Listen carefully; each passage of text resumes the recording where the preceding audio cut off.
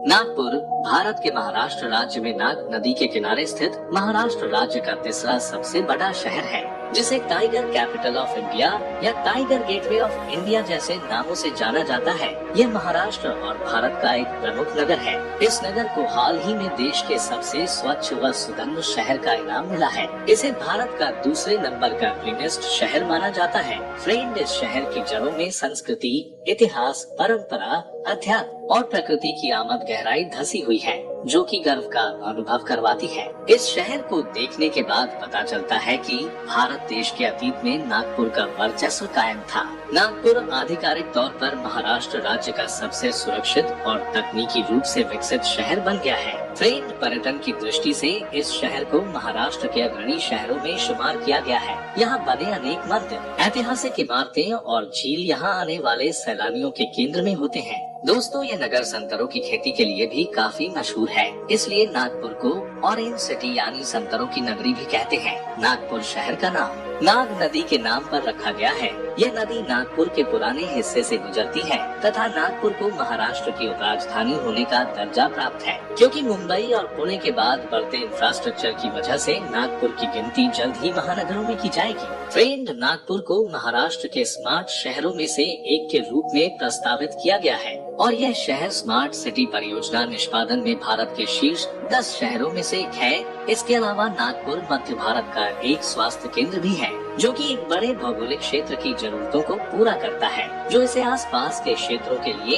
एक प्राकृतिक चिकित्सा केंद्र बनाते हैं। यह जिला कई अस्पतालों, क्लिनिकों और नर्सिंग होम से आच्छादित है, जो गुणवत्तापूर्ण चिकित्सा केंद्र की देखभाल प्रदान करता है। दोस्तों, नागपुर भारत का 13वां, विश्व का 114वां सबसे बड़ा शहर भी है, जो लगभग 9892 वर्ग किलोमीटर क्षेत्रफल में फैला हुआ है और साल 2011 की जनगणना के अनुसार नागपुर की जनसंख्या लगभग 46 लाख के लगभग है और साक्षरता दर 89.5% है। यह शहर भारत में महिलाओं के लिए सबसे सुरक्षित शहरों में से एक है।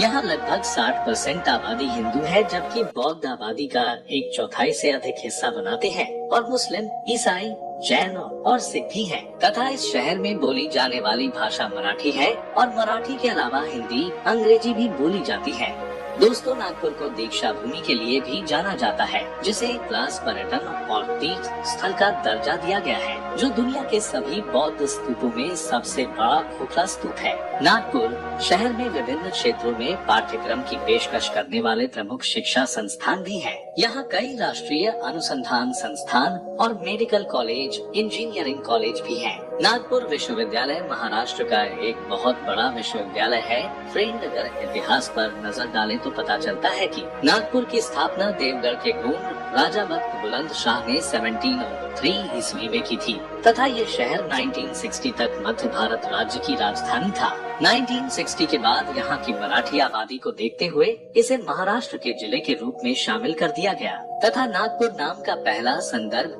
10वीं शताब्दी के एक ताम्रप्लेट शिलालेख में मिलता है, जो पड़ोसी वर्धा जिले के देवली में खोजा गया था। फ्रेंड, यह शहर बैंकिंग क्षेत्र के लिए भी महत्वपूर्ण है, क्योंकि यह शहर देश के सबसे सुरक्षित शहरों में गिना जाता है और इसलिए भारत की अधिकांश स्वर्ण संपत्ति भारतीय रिजर्व बैंक ऑफ इंडिया की नागपुर शाखा में रखी जाती है। दोस्तों, नागपुर शहर के कई पहलू हैं, जो इंगित करते हैं कि यह नगर व्यवसाय, शिक्षा, उद्योग, विनिर्माण और अनुसंधान के क्षेत्र में आगे बढ़ रहा है। वर्षों से यह शहर सांस्कृतिक और राजनीतिक महत्व का एक शहर रहा है। इसी कारण यह नगर भारत के सभी प्रमुख शहरों, परिवहन के सभी माध्यमों द्वारा अच्छी तरह से जुड़ा हुआ है और अच्छी तरह से सेवा प्रदान करता है, क्योंकि यह शहर देश के सभी मुख्य राजमार्गों से जुड़ा हुआ है। ट्रेन नागपुर राष्ट्रीय स्वयंसेवक संघ, विश्व हिंदू परिषद जैसी राष्ट्रवादी संगठनों का एक प्रमुख केंद्र है। नागपुर शहर प्राकृतिक और कृत्रिम झीलों से युक्त है। यहाँ सबसे बड़ी झील है अंबाझरी झील